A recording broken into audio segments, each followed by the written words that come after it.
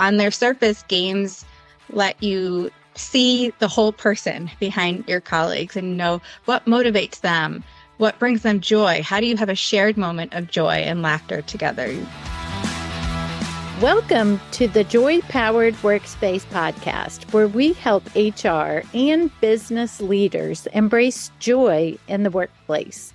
I'm JoDee Curtis, owner of Purple Inc., an HR consulting firm. And with me is my friend and co-host, Susan White, owner of Susan Tender White Consulting, also an HR consulting practice. Today, we are talking about playing games at work. Sounds suspicious? Sounds fun. Let me tell you, if you Google those words, playing games at work, a lot of interesting topics pop up. We, of course, want to talk about the positive ways you can do this via structured games to build teams, give people an opportunity to bond and/or to get to know each other. You know, Susan, as Mary Poppins used to say, in every job that must be done, there is an element of fun. You find the fun and snap. The job's a game, and every task you undertake becomes a piece of cake. Well, I agree with Mary Poppins. That's totally true. When employees are having fun, everything else seems to fall in place. Let them play more games, and you will see that you can build a productive and fun work environment. In a few minutes, we will hear from our guest from BarometerXP. Purple Inc. has used Barometer internally with our team and also during trainings with many of our clients. I love the way they offer different ways to play based on your goals. They break them down between bonding, building, and development. Bonding is to promote better relationships and shared moments between colleagues to impact joy and connection. Building creates space for individual and collective learning through interactive reflection, which can impact trust and awareness. And development prioritizes how to apply new knowledge and change, which can lead to greater productivity and success. In an article I found on Waldner.com, they listed 4 benefits of playing games at work. Susan, why don't you take the first one? Oh, sure. Games initiate team bonding. When you play games together with your coworkers, it can really foster strong relationships. You get to laugh, you get to know each other at a deeper level, and that's going to lead to better communications and teamwork. If you really do want a close-knit team, because that's the key to success and productivity in the workplace. Yes. And number 2, they said games are a great and fun way to release stress. Gaming allows employees to fully immerse themselves into something enjoyable, to be competitive, and/or to release up that pent-up stress. It also boosts morale in the office. And number 3, games can create a work environment of trust. Games help create a relaxed company culture as it allows employees to see their work environment as more than just a place to work. Adding games to the office signifies that the company trusts employees to be able to efficiently manage their time while having some fun. And number 4, games promote productivity. I know that one seems a little backwards, but we do know that taking short breaks while working is proven to boost cognitive function significantly. It has been reported that micro breaks lead to a better quality of work due to the fresh mind reset from gaming. Gaming during break lets your mind completely detach from anything work-related. In a May 2023 article in Fast Company, Sunil Kamath explains how he did not have a good relationship or communication with his own manager, and so he vowed to have one with his own team members. He started by asking his team if they wanted to play a game after work. What he initially believed would be spent time spent socializing and simply getting to know one another evolved into something greater. He observed that teammates felt more comfortable not just with him, but with one another. The game forced team members to not only chat about life, but to strategize and work together creatively. When they were curious about why he went one way on a project's direction or wanted clarification on the topic, they were more comfortable asking him questions or pushing back if warranted.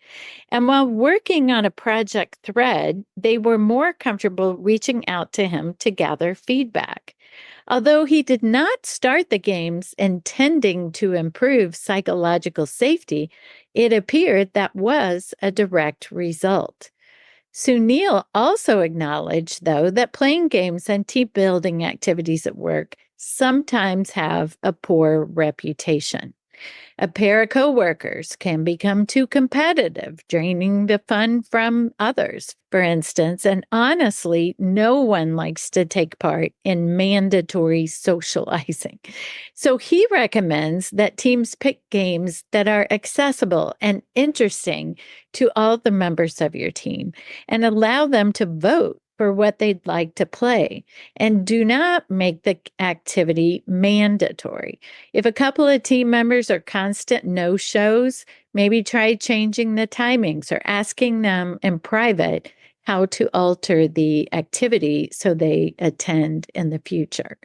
Susan, I thought that article was especially important to think about, as some people might be thinking, we're not going to be playing games at work. But could you play a game over lunch or after work or, just something simple? It doesn't have to be in the middle of the workday.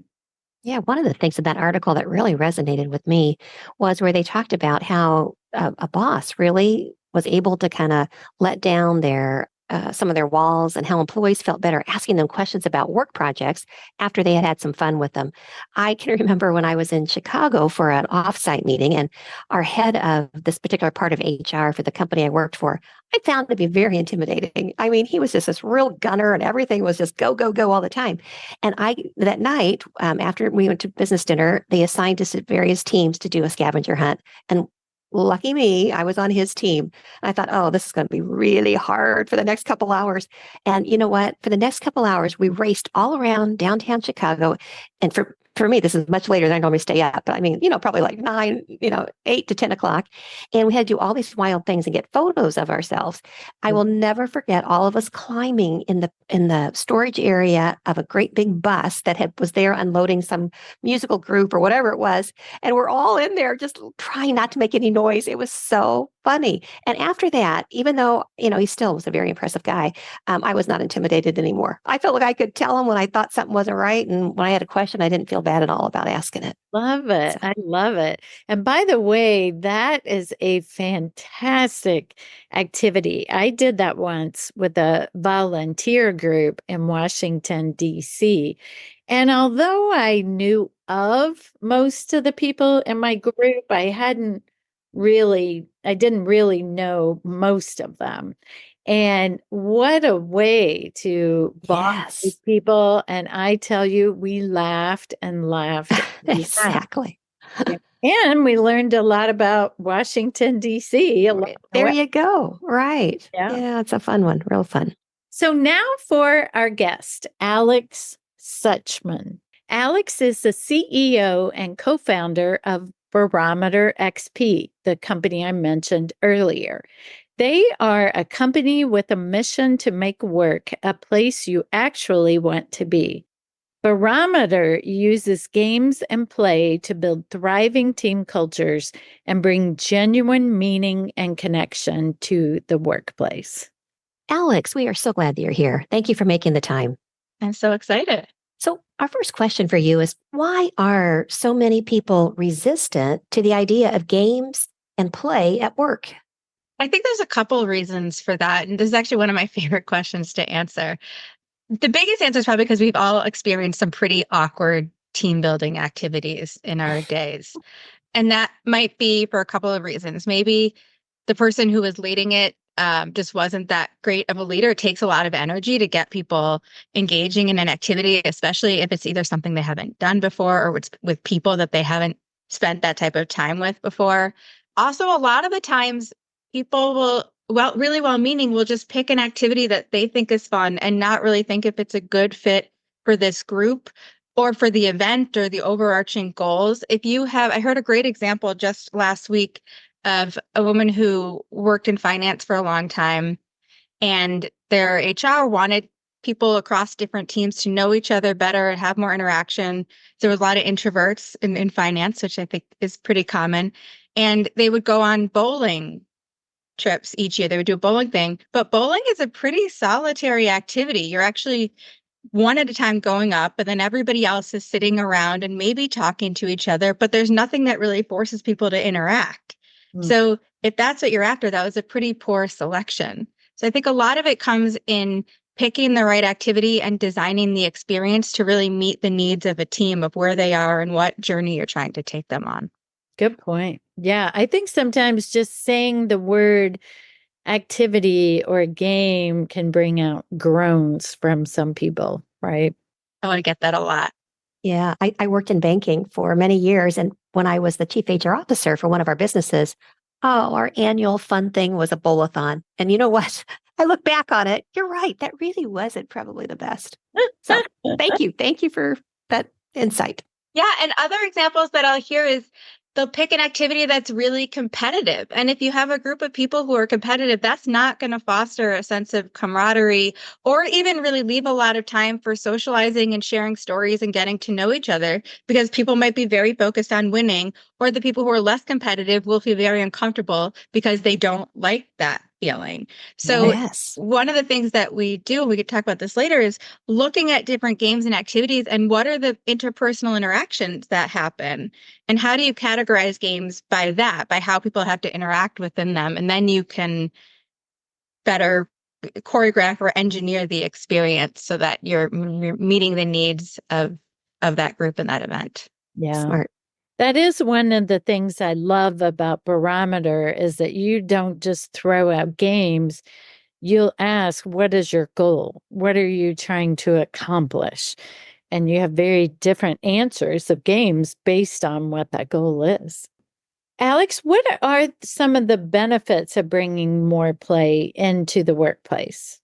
I think there's layers of benefits. One is, especially right now where a lot of teams are virtual or hybrid, or even if it's in person, people have flexible schedules.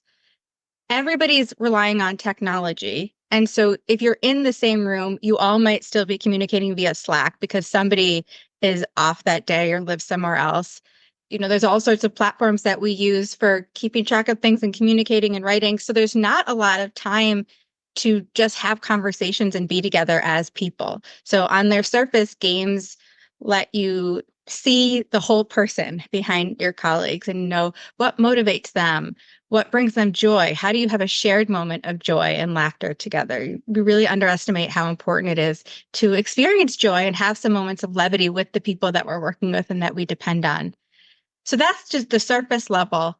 The deeper level of why it's so important is because, as I mentioned before, every type of game or activity has some interpersonal dynamics built into it. And a lot of those are exactly the same dynamics that happen in the workplace. So you can actually use the games to practice how you work together. For example, how do you clearly communicate instructions or expectations? That's not a natural skill for most of us. Most of us do what makes sense to us, but that might not be what makes sense to the person that we're actually trying to convey the information to. So how do you be more aware of what other communication styles are? How do you balance different values or different motivating factors? And so the games offer a really nice, low stakes, almost controlled experiment environment to try different ways of communicating and collaborating and being in different roles. It's really valuable.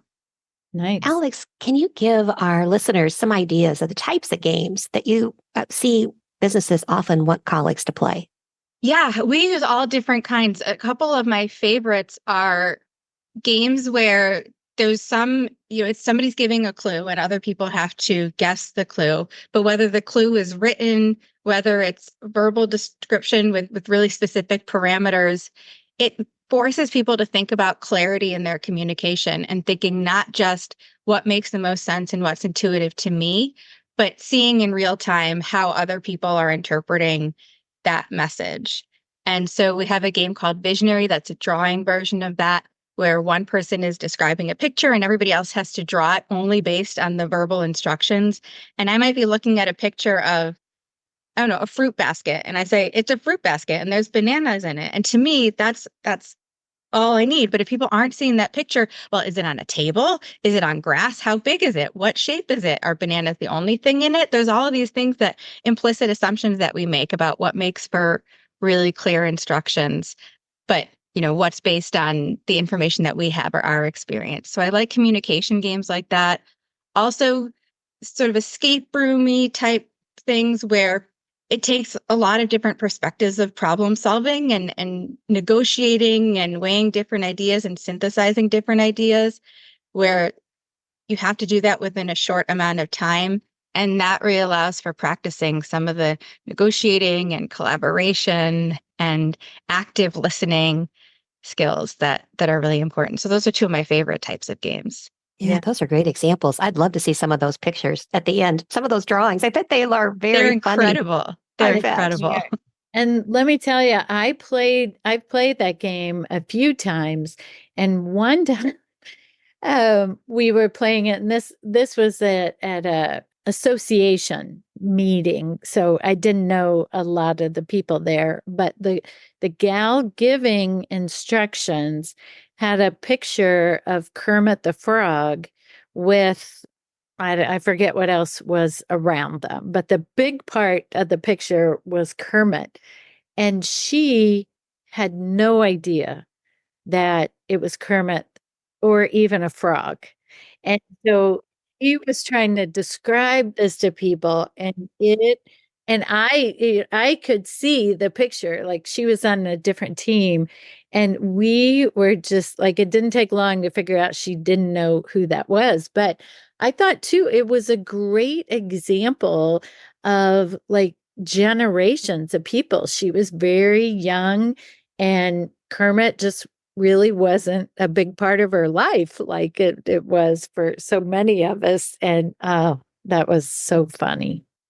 Yeah. And JoDee, that brings up another really great aspect of the games and why they're so valuable, is because they offer everybody playing, no matter what role you're in, even if you're observing, an opportunity of self-awareness and reflection to think about, oh, wow, there's a timer on this activity and that really stresses me out. And I know I'm not performing my best, or I'm not hearing the level of detail I need in the instructions or in the conversation, so I don't really know how to engage, or I'm not good at this type of thinking, so maybe there's no role for me. But those are all assumptions that really shortchange ourselves, and just recognizing what are our needs, what helps us thrive, what holds us back, and how do you better lean on the people around you so that you can all be performing your best or close to your best all the time. Right. And Alex, I have used we've used the games for our team, but I've also used them several times when I was doing a training workshop or session. And how do you think that games can complement other learning and development initiatives? And I'll just say, for me, it was the getting people up out of their seats and interacting together. But what else might they do? I think it's really important for a lot of learning, especially when it's interpersonal skills or leadership skills, that you actually practice them. I think that's what's missing from a lot of professional development. And I've sat through, I don't even know how many leadership trainings where you get a whole bunch of frameworks and maybe you have a discussion about hypothetical situations. But then I would get back to my office the next day and say, I don't know how to use this. I understand that there's this model, but I have this conversation coming up that I have every week and I still am dreading it and don't know what I'm going to do. And I think games give a really nice opportunity to bring some experiential learning, to give some training wheels to changing our behavior a little bit or challenging our assumptions in real time. to getting comfortable with the people that we're working with the most. If you're playing games with the team that you work with the most, to try something new together and go through some of that uncertainty and discomfort together and build that muscle memory, build that trust and psychological safety. So then when you get back to the real world, you know how to do it. You have that practice. And when you think about how children learn anything, there's so much experiential elements to it. And the idea of, practice, homework is practicing doing math. You practice an instrument, you have sports practice. But then when you're an adult, you're expected to watch a PowerPoint presentation and then become a different person. And that's so not realistic. Yeah, great points, though. Oh my gosh, Alex, I love games, so I love what you're doing. And I got to figure out how we get more of it out into the world of work. What's one small step that people can do in this area to create more joy at work?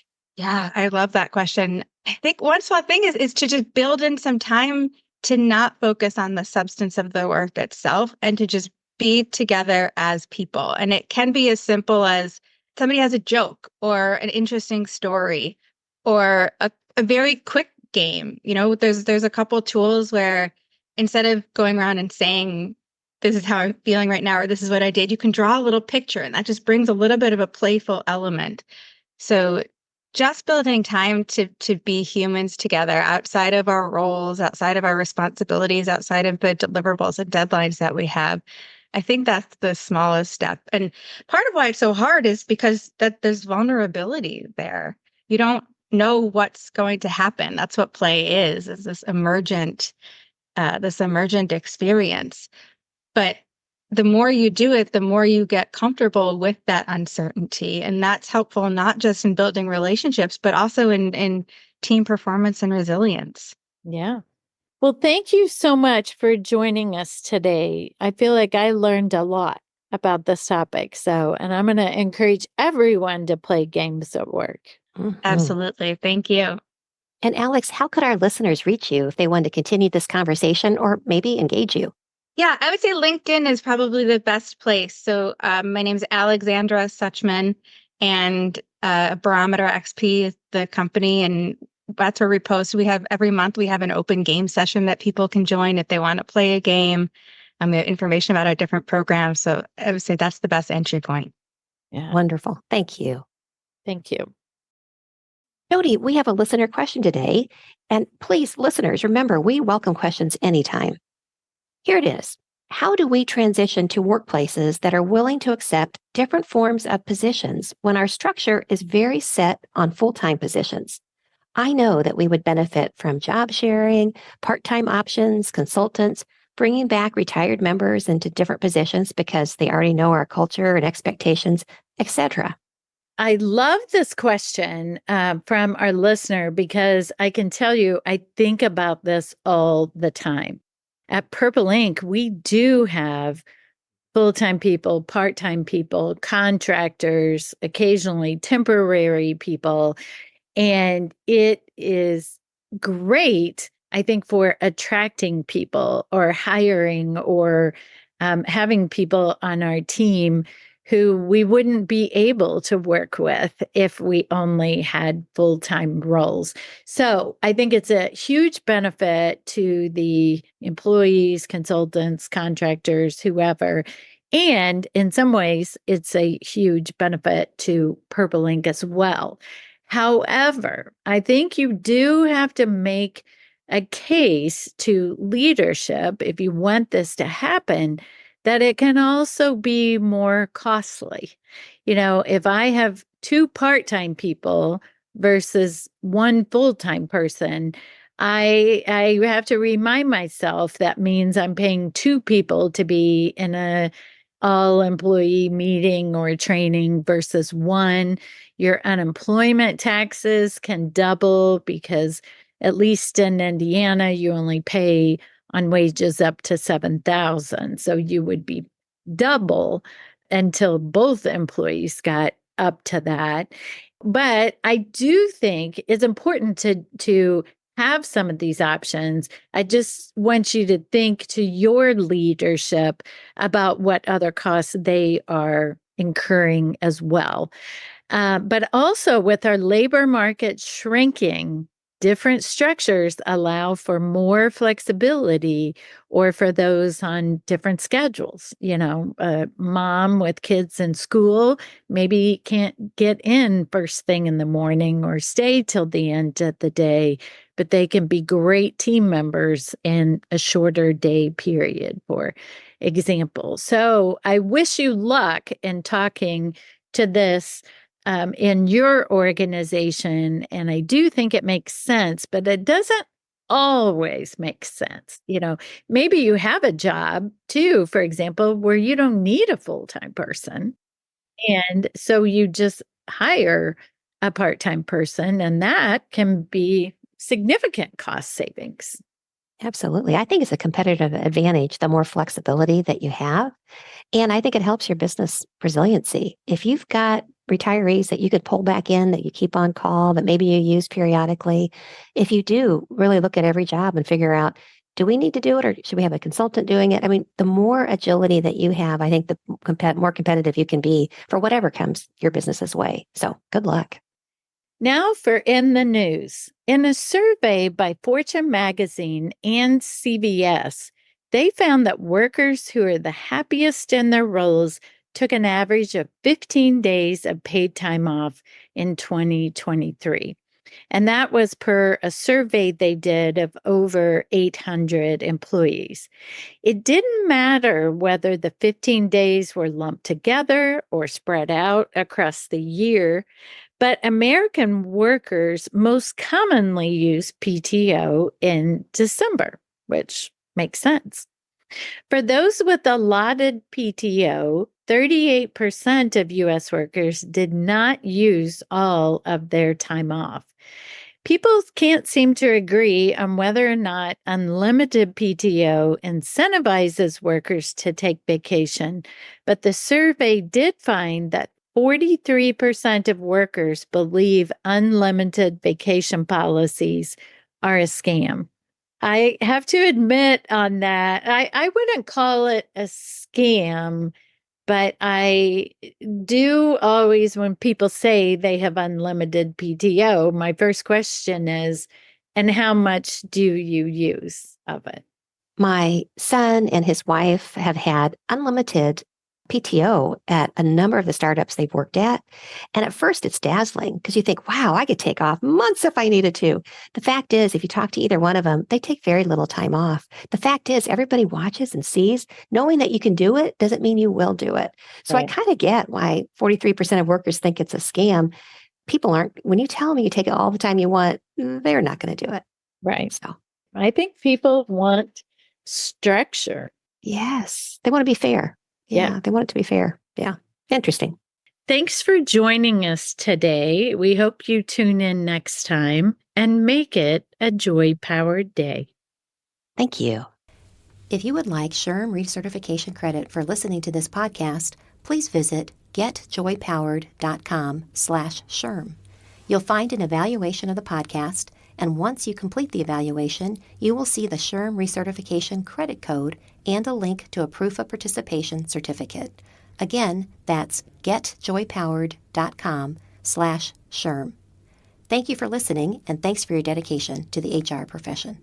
If you like this show, please tell a few friends about us and let us know what you thought by leaving us a rating or a review on Apple Podcasts. You can find more information on our podcast, our books, our blogs, and more at getjoypowered.com. We're at Joy Powered on Instagram, LinkedIn, and Facebook. And you can send us an email at joypowered@gmail.com. Make it a joy-powered day.